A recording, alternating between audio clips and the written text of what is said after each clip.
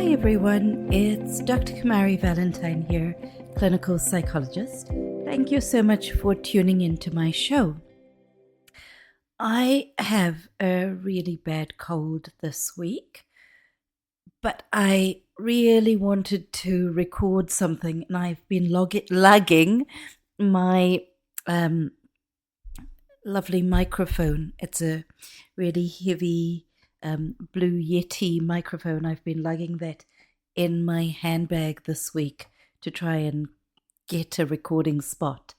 So even though I don't feel like I sound myself, I really wanted to make sure I would record an episode before the end of the week.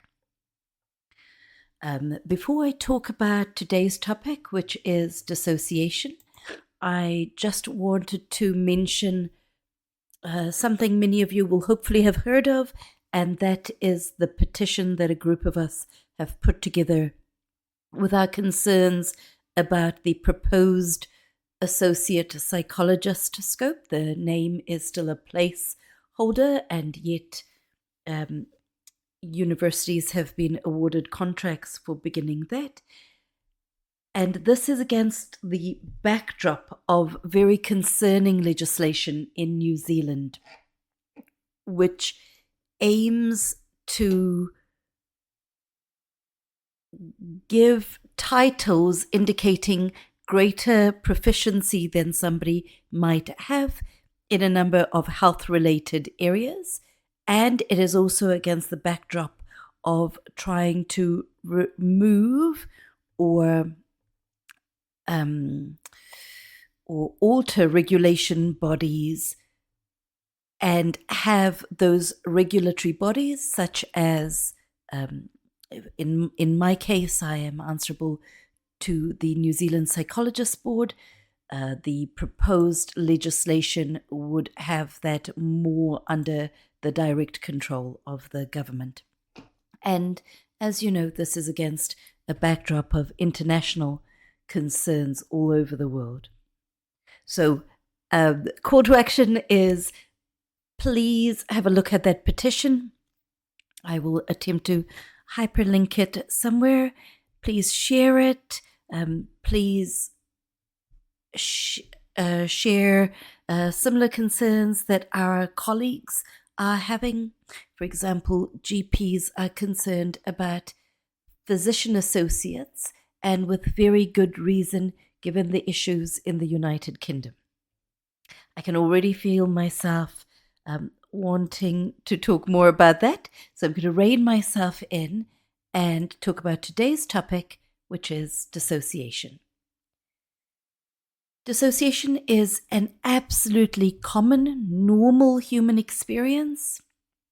All of us dissociate or zone out at different times during the day and at different times during our life. It is an especially common and perhaps especially intense experience for those who have lived through trauma. It may have been a very understandable coping strategy, a strategy that helped keep us safe, but it might be a strategy that no longer serves us. So in this podcast, we're going to explore what dissociation is, where it comes from, and how we can begin to notice it using a simple tool that I developed this week with one of my lovely clients. The tool is a dissociation thermometer, and you can download the worksheet with some information about dissociation on it. Dissociation refers to a mental and emotional disconnection from the present moment. It is a disconnection from our body experiences, perhaps emotions, perhaps thoughts or surroundings. When we are talking clinically about dissociation, we can talk about depersonalization, which refers to those out-of-body experiences or in some way not being connected with our body. Sometimes, for example, observing our body from above. And derealization, which refers to the experience of the real world. Perhaps the real world feels foggy, in a daydream, out of reach, or in some way altered. Having said that, during dissociation, reality testing remains intact. That is, people know that there is some zoning out happening. People know that there is a reality, even though it doesn't feel that way. So people might say, it's like I'm here, but not really. It's like I'm here in body, but not fully. It's like watching life through a foggy window. I'm losing track of time. I forgot how I got somewhere. I don't remember writing this down. And while all of these can be a normal part of human experience, and we can all resonate with the idea of daydreaming, when we have experienced trauma, dissociation might be more intense, more frequent, and more disruptive of everyday life.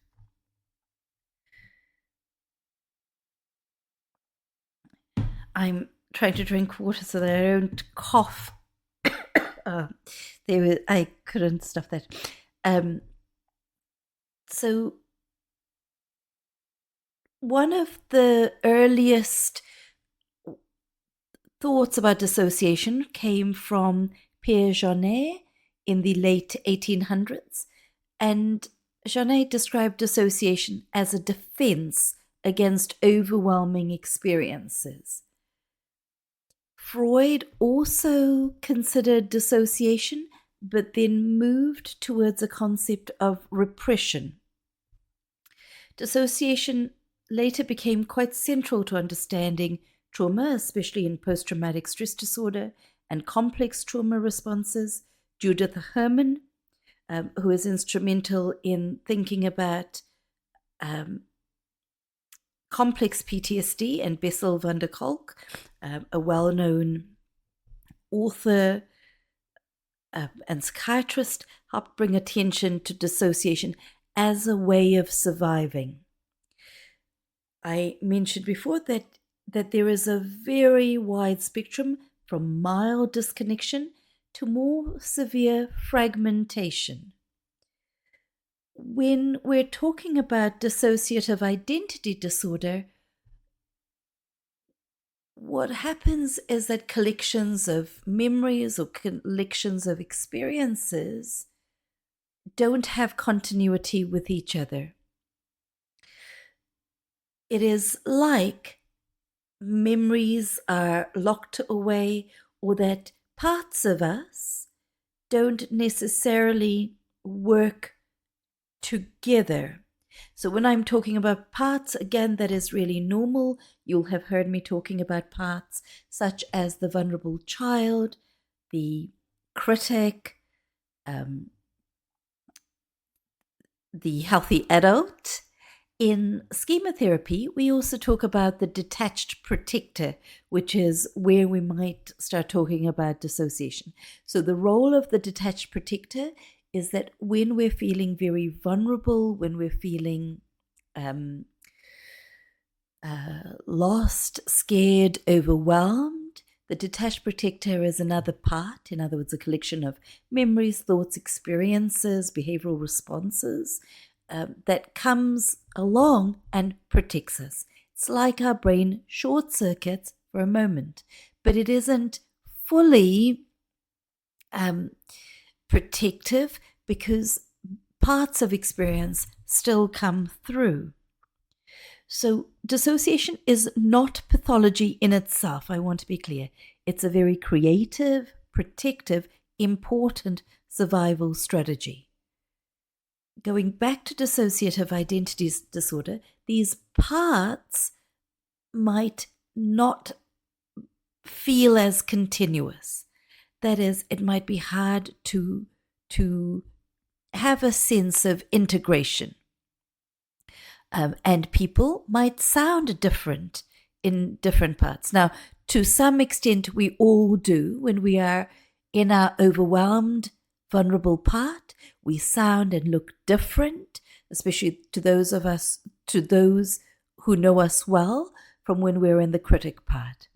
But we see much greater differentiation in dissociative identity disorder. So why is it so important to recognize dissociation, especially given how common it might be? Well, dissociation might be invisible, but it can be deeply disruptive. It can affect people's relationships and their relationship with themselves. It can disrupt everyday life, decision making, the ability to be present, grounded, regulated. It can mask emotional pain or be part of emotional numbing. And when zoned out, there may be a range of behaviors that are not as useful right now. Binge eating when dissociated can be one such behavior. So when we build awareness about the level of dissociation, we are cultivating and encouraging that sense of carrying safety within you. Dissociation may have occurred as a way of getting some sense of control, maybe some sense of safety, emotional safety, but now we're cultivating an inner safety. The earlier you can spot dissociation, the earlier you might intervene with grounding, self-soothing, self-care, and this begins the process of reconnecting slowly, gently, at your own pace. So this week, when working with one of my lovely clients, we ended up talking about measuring dissociation, the level of dissociation, much like one would use a thermometer to measure body temperature. What we're looking at is the level of dissociation. So rather than seeing it as a black and white thing, we would look for those shades of grey. And the anchor points may also vary. You might say it's a scale from calm and connected to drifting, foggy, shut down, or fragmented. You might say it is being neutral or present to not being in my body. And so the scale might vary tremendously. So what I encourage with the use of that scale is that it is calibrated for you, made useful for you.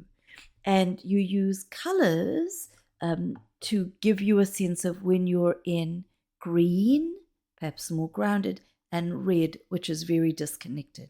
So 0 to 2 might be calm, pleasant, grounded. 3 to 4, distracted, beginning to drift, noticing that you don't feel your feet on the ground, for example. 5 to 6, spaced out, detached. 7 to 8, foggy. There are some time gaps, feeling emotionally numb. And 9 to 10, shut down, frozen, fragmented, and not having a sense of those memories being integrated. Now, I also want to say that even though I'm rattling those off, the very process of putting a color to it, putting a term to it, figuring out where you are is actually a big deal, and this is a work in progress.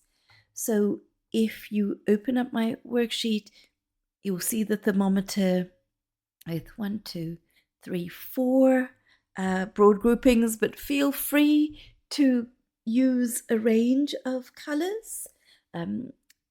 This reminds me of when we talk about well-being plans or our warning signs, and we talk about being in red, where we really are in crisis, things are not good.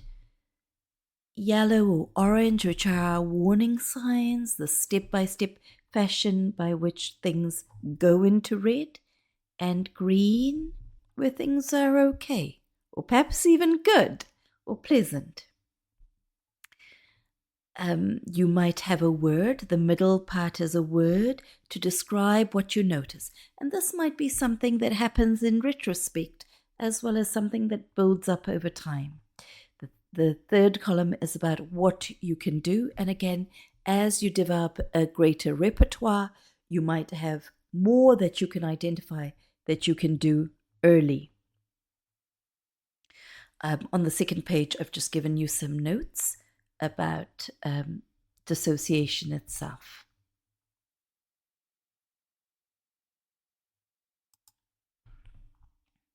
So some of the cues that you might tune into are physical sensations, such as numbness, temperature changes, the sensation of floating or being grounded, mental signs such as feeling changes in concentration, losing time, feeling robotic, and emotional signs such as flatness, tiredness, fear and apprehension that feels very disconnected. Here are some ideas for using the thermometer in real life. You might check in to the thermometer a few times a day or after stressful moments. Perhaps have the thermometer in a visible place or a diary you use regularly. You might use it as part of your journaling or a voice memo. And you might choose to pair this with some practices you already do, such as touching a textured object, using a weighted blanket, moving your body, taking slow breaths. And these strategies might have two purposes or more, at least two purposes. One is tuning in with yourself and the breath allowing you to notice where you are. And perhaps re-regulating. I would also really like to emphasize compassion. There is no wrong place on the scale. This is just information. The goal isn't perfection or being in green all the time. It's about developing that awareness and choice. We can all move up and down the scale, and that is absolutely okay.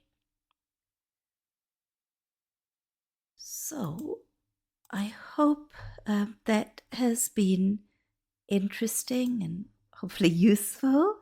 So just reminding you that dissociation is a survival response. It's a very normal response. It is not your fault and not a flaw about you. We all dissociate to different degrees. It is a case of how often and how much this is happening for you.